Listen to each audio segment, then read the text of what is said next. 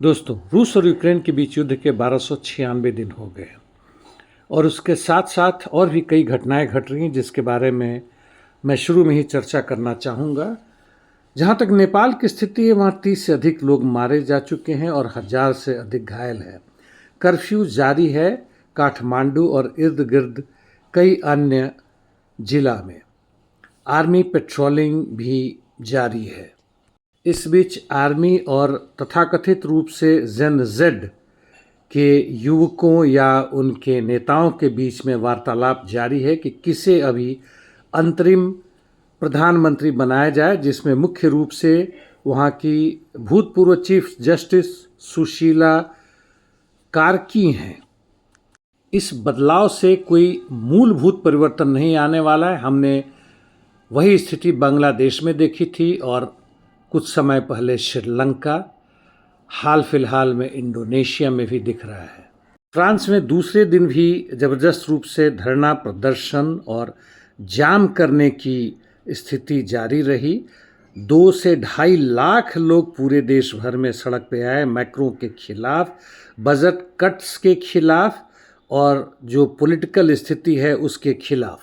यह आंदोलन पूरे देश भर में हर गतिविधियां ठप करने के पक्ष में है, यानी कहें तो मास सिविल डिसोबीडियंस की तरफ बढ़ रहा है। अभी तक वहां के पुलिस ने 450 लोगों को गिरफ्तार किया है और 80,000 पुलिस तैनात किए गए हैं पूरे फ्रांस भर में। यानी आज का प्रजातंत्र, चाहे कोई भी देश हो, वह सेना और पुलिस के आधार पर टिकी हुई है। इस बीच में ट्यूनीशिया में भी हजारों लोगों ने गाजा के सॉलिडारिटी और ग्लोबल फोर्टिला के समर्थन में प्रदर्शन किए। तेल अवीव में पिछले कुछ दिनों में 5 लाख से अधिक लोगों ने प्रदर्शन धरना दिए, जिसका मुख्य मांग है कि युद्ध बंद करो, होस्टेज वापस लाओ। वैसे भी हर शनिवार को वहाँ होते रहता है और यह भी सिविल डिसोबीडियंस का रूप ले रहा है, जिसमें वह नेताओं के घर ऑफिस में जाके धरना दे रहे हैं। यह याद दिलाता है हमारे भारत में 1975-77 के इमरजेंसी के अंतिम समय में जब चुनाव होने वाला था, यह स्थिति पैदा हुई थी, जिसका मांग था जनप्रतिनिधि को वापस बुलाने का अधिकार। भारत में असम में मोरान कम्युनिटी ने 20,000 से अधिक लोगों की धरना प्रदर्शन किया तिनसुखिया में, और उनका मांग है कि एसटी स्टेटस उन्हें जो संविधान के 6 शेड्यूल में दिया जाए। बीजेपी ने उन्हें प्रॉमिस किया था 2014 में ही देने की।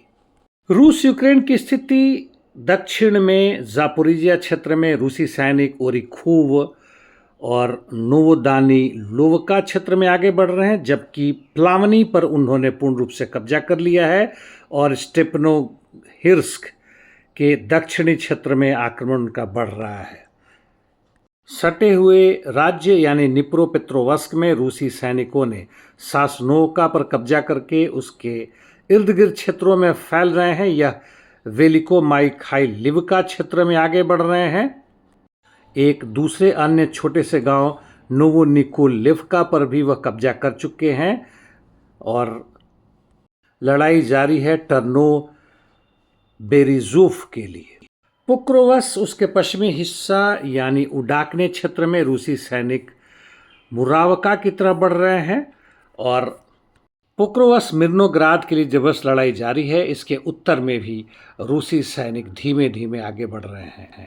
शाखो क्षेत्र में यूक्रेन व्लादिमीरिवका के पूर्व दिशा में पुनर्वापसी की है, जबकि रूसी सैनिक याब्लोनोव्का के उत्तर में और उससे आगे बढ़ रहे हैं T0504 नामक हाईवे और कॉन्स्टांटिनिवका के दक्षिण पश्चिम में बढ़ रहे हैं। टोरेस से सटे हुए क्षेत्र में यूक्रेनी सेना सफलतापूर्वक क्लेबान बुक के दक्षिण में और कैटेरिनिवका में भी आगे बढ़े हैं।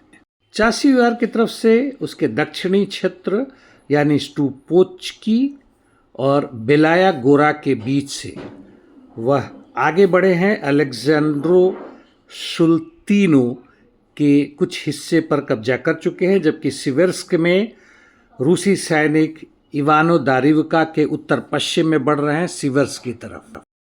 उत्तर पूर्व यूक्रेन यानी खार्कोव क्षेत्र के पूर्वी हिस्से में रूसी सैनिक शांद्रिगुलोव पर कब्जा करने के बाद से उसके दक्षिण और उत्तर दोनों दिशा में बढ़ रहे हैं। यह क्रेमिना सेक्टर यानी लिमान सेक्टर में है।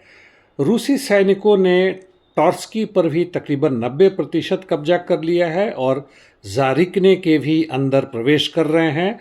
उनका उसके उसी क्षेत्र में श्रिदने गांव पर भी कब्जा हो चुका है और अब वह यामपोल की तरफ बढ़ रहे हैं। कुपियान क्षेत्र में रूसी सैनिकों ने उससे सटे हुए नदी को क्रॉस करके, जहां किनारा बहुत पास में था, और उत्तर पूर्व जिलाओं में यानी कुपियांस के अंदर प्रवेश कर रहे हैं।